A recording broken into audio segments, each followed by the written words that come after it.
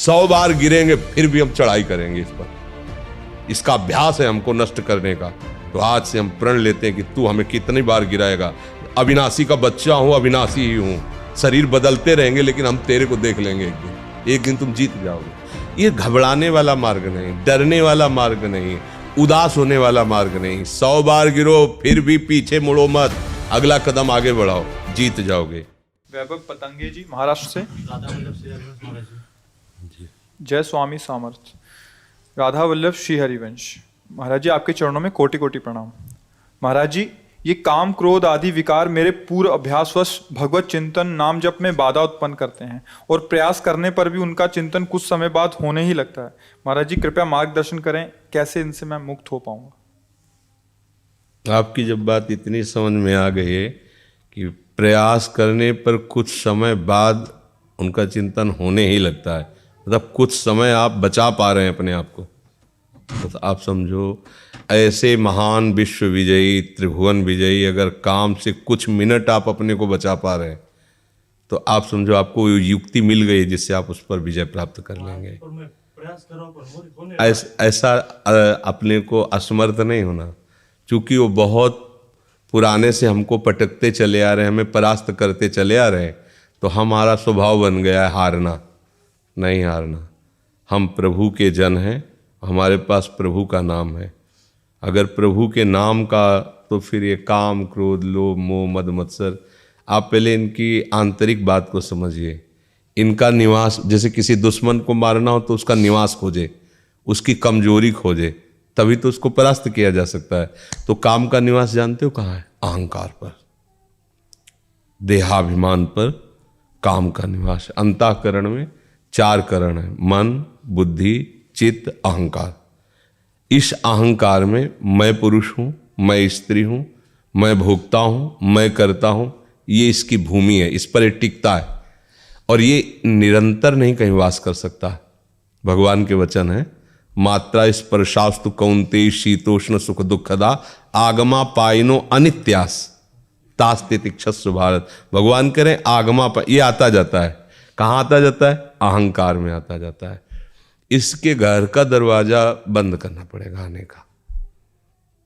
जब तक आप अपने में कुछ भी बल समझते हैं अहंकार, तब तक ये आपको परास्त करता रहेगा।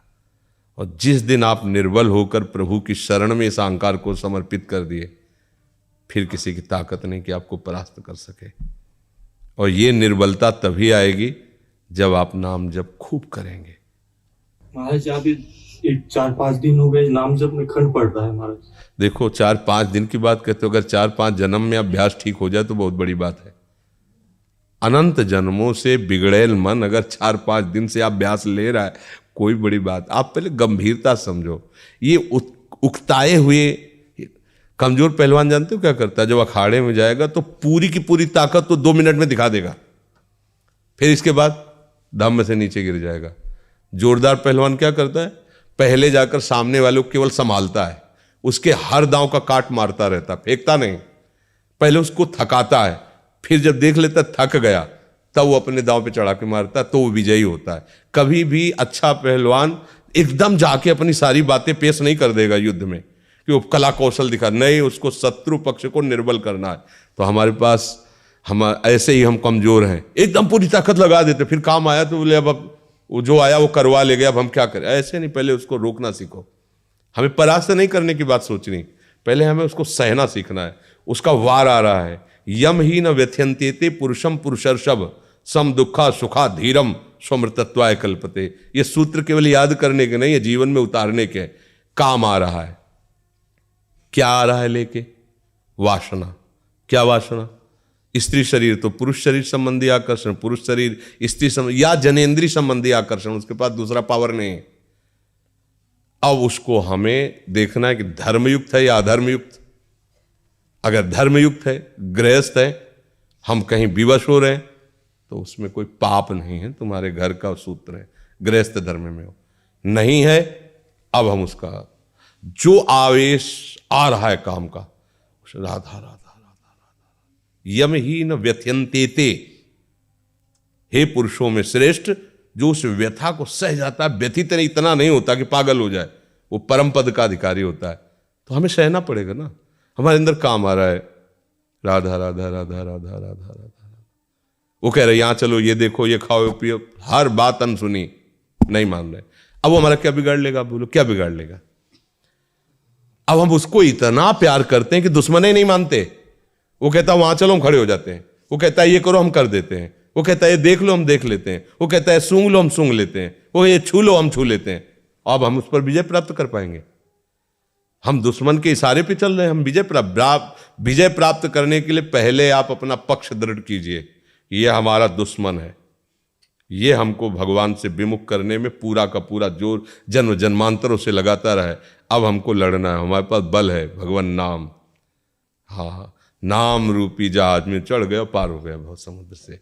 ये मगरमच्छ आदि जो काम आदि हैं, ये तैरने वाले को लील सकते हैं, जहाज पे चढ़ने वाले को नहीं। नानक नाम जहाज है, चढ़े सो उतरे पार। नाम पर बैठ गया ना, पार हो गया। आज तक कोई ऐसा नहीं मिला कि हम नाम रूपी जहाज पे बैठे भैया बूढ़ गए, जीवन भर गंदा आचरण बना और अंतिम समय अपने बालक के लिए नाम उच्चारण कर लिया नारायण, तो भगवान का पार्षद आ गए और उसका मंगल कर दिया। नाम जप करो। और ये छोटी मोटी लड़ाई नहीं है, बड़ी ऊंचाई तक ये अपना अधिकार रखते हैं, क्योंकि ये भगवान की ही शक्ति से शक्तिमान है। और वो ऊंचाई जब तक अहंकार इतना भी रहेगा तब तक गिरना पड़ेगा, ये ध्यान रखना। वो अहंकार मिटिया मिट ऐसे ही होगा जब हम अंतिम समय देखते हैं कि हार गया। ये जीव बहुत कपटी है, ये कहेगा कि मैं हार गया, लेकिन अंदर से नहीं हारता। भगवान अंदर की बात देखते हैं। जब अंदर से हार गया तो हरि गुरु उसकी बाँह पकड़ लेते हैं।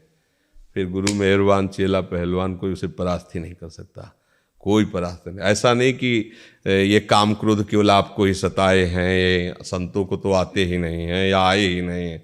सबको रोना पड़ा है, सबको भगवान से प्रार्थना, नाथ मुझे बचा लो। और प्रभु का नाम, प्रभु का बल, धीरे धीरे ऐसी स्थिति, ऐसी ऊंचाई आई कि वो छू ही नहीं पाते उन्हें निर्मल अवस्था में भगवान। और आगे चलकर तो कोई काम आदि रह ही नहीं जाते, सब भगवत स्वरूप हो जाते हैं, सब भगवान है, सब में प्रभु, ऐसा अनुभव होने लगता है। पहली बात तो घबराओ मत। ये जो हमारा रोना धोना शुरू हो जाता है, ये सबसे बड़ी हानि है।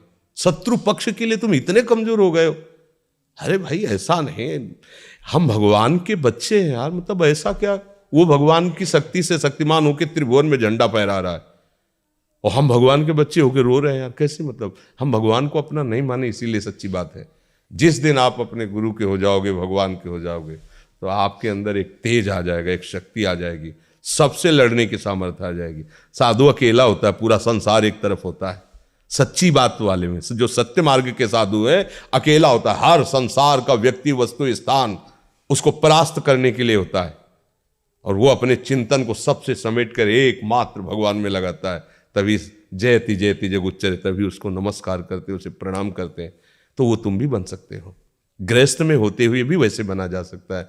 इसलिए हमारी प्रार्थना है, पहले तो आप रोइए मत, किसी भी पीड़ा में रोइए। रोना है तो प्रभु के प्यार में रोइए, बस। ये आंसू केवल प्रभु के प्यार के लिए नहीं, हर परिस्थिति को सहने के लिए तैयार रहो।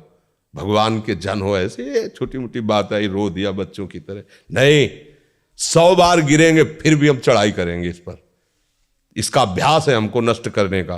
तो आज से हम प्रण लेते हैं कि तू हमें कितनी बार गिराएगा। अविनाशी का बच्चा हूं, अविनाशी ही हूं। शरीर बदलते रहेंगे लेकिन हम तेरे को देख लेंगे एक दिन तुम जीत जाओगे। बस ये होता है कि हम लोगों को आत्मबल क्षीण हो गया विषयों से, तो लगता है हमारे बस की बात नहीं। साधु महात्मा कोई जीत सकता है? साधु महात्मा आकाश से थोड़ी उतरते हैं, माँ के गर्भ से ही पैदा होते हैं। और उन्होंने गुरु कृपा से बात समझी और जीवन में सहा, तो सहते सहते बाढ़े भगत, वो भगवान के स्वरूप हो गए। फिर हम उन्हें संत नहीं कहते, साक्षात भगवान कहते, वो तो भगवंत है, वो भगवान का स्वरूप है। तो आप भी तो भगवान के बच्चे हो। जितनी सामग्री यहाँ है उतनी सामग्री आप में है, अंतर नहीं है। आप जगा लो, आपके सब हृदय में है, आप जगा लो। जितना चाहो उतना आप ज्ञान प्राप्त कर लो, आनंद प्राप्त कर लो, भक्ति प्राप्त कर लो। ये घबराने वाला मार्ग नहीं, डरने वाला मार्ग नहीं, उदास होने वाला मार्ग नहीं। 100 बार गिरो फिर भी पीछे मुड़ो मत, अगला कदम आगे बढ़ाओ, जीत जाओगे, क्योंकि प्रभु हैं। अगर यार 100 बार हार गया तो अब क्या होगा? नहीं, ये अगर प्रभु का बल लेकर हमको परास्त करता है तो हम भी प्रभु का बल ले। हम भी तो अविनाशी हैं, हमारा स्वरूप अविनाशी है। शरीर विनाशी, शरीर बदलते रहेंगे, देखेंगे एक दिन तो तेरे पर विजय प्राप्त, पक्का जीत जाओगे।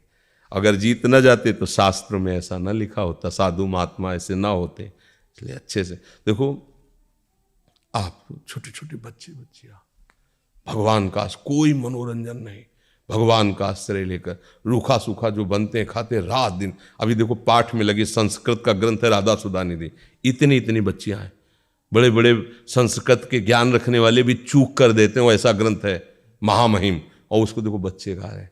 क्या हुआ? अभ्यास। क्या हुआ? समर्पण। हमारा लक्ष्य भगवत प्राप्ति। छोटे छोटे बच्चों के टसक में हमारे माई श्यामाजू को रात।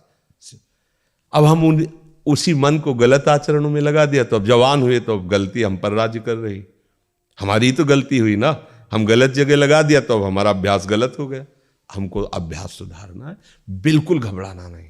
नाम जप हमको अपनी जिह्वा से करना है। ये जो लोग सोचते हैं ना कि हमारा नाम जप होता नहीं, मन से नाम जप, अरे मन सिद्धों का लगता है, जिन्होंने बहुत साधना की तब मन लगा। अब आपको क्या करना है? वहां तक पहुंचने के लिए जीभ से जपो, नाम जप करो, जो गुरु ने दिया उसको जप करो। करते करते वो धीरे धीरे उतरेगा हृदय में। जब हृदय में उतरेगा तो जीभ बंद हो जाएगी, चल रहा है नाम, मन राजी हो गया उसमें। जैसे आपने कहा कुछ मिनट तो लगता है, इसके बाद भाग जाता है, तो कुछ मिनट लगा ना तो आपकी जीत हो गई। अगर 100 में 1% मन लगने लगा तो तुमने नस पकड़ ली मन की। अब 99% आने में देर नहीं लगेगी। क्यों? अनंतो जन्म का बिगड़ेल मन 1% मान गया, बस बस अब तो चढ़ाई कर दो, अब तो देर नहीं लगेगी, वो आ जाए। 1% वश में हो गया तो बात बन जाएगी। एक कदम आप सुधार के भगवान की तरफ चलने लगे, जीत हो गई, जीत हो गई। क्योंकि आपके साथ भगवान नाम है, संतों की कृपा है। ये जितने महापुरुष है ना, ये मरते नहीं हैं, ये भगवत स्वरूप है। ये गुरुजन महापुरुष विराजमान। जब आप भजन के लिए कदम उठाओगे ना तो बिना मांगे इनका आशीर्वाद मिलता है। ये कृपा ना करें तो अपने लोग माया मुक्त नहीं हो सकते। ये सब गुरुजनों की कृपा है, जो अव्यक्त रूप से विराजमान संत महात्मा सदगुरुदेव हैं, वो उन कृपा करते हैं। तब हम लोगों के अंदर उत्साह आता है भगवान को। क्योंकि जैसे हम आपको देख रहे हैं तो हम आपसे प्यार कर सकते हैं, लेकिन हमने प्रभु को देखा नहीं, उनसे बात नहीं की। अब उनसे प्यार करना है जिनको देखा नहीं, उनके लिए सब कुछ समर्पित करना है जिनको देखा है ना, उनको छोड़ना है उनके लिए। कितनी कठिन बात। जिनको देखा नहीं, जिनसे हमने कभी बात नहीं की, उनके लिए सब कुछ काट देना है संसार का, नहीं रखना किसी से प्यार, नहीं हमें कोई भोग भोगने, उनके लिए। ये हमारी सामर्थ्य है। ये उन अव्यक्त महापुरुषों के संतों के जो विराजमान है वो कृपा कर देते, तो ऐसे नांगे हमें पता भी नहीं चला और भगवान के मार्ग में चलने लगे। तो उनकी कृपा केवल हमारे ऊपर या इन्हीं के ऊपर थोड़ी कि लाल पीला पहने तो उनकी कृपा नहीं, उनकी सब पर मोरी बराबर दया। भगवान ने कहा ना, सब मम प्रिय सब मम उपजाए। भगवान सब मेरे प्यारे हैं, सब मेरे बच्चे हैं सब। हाँ, अब जो बच्चे कुमार्गगामी हैं तो फिर दंड विधान है, फिर उसे भोगो। उनका प्यार किसी के लिए पक्षपाती नहीं होता, वो बहुत कृपा करते हैं। और जब आप उनका भजन करते हो तो आपको अनुभव में आता है कि भगवान पक्षपात करके हमें ज़्यादा प्यार कर रहे हैं। और एक को लगता है भगवान जो है हमारे ऊपर नाराज है। तुम ऐसे कर्म कर रहे हो तो तुम्हें ऐसा अनुभव हो रहा है, वो नाराज नहीं है, वो तो बड़े कृपालु हैं, वो तो हर समय कृपा ही करते रहते हैं। समझ में आ गई बात?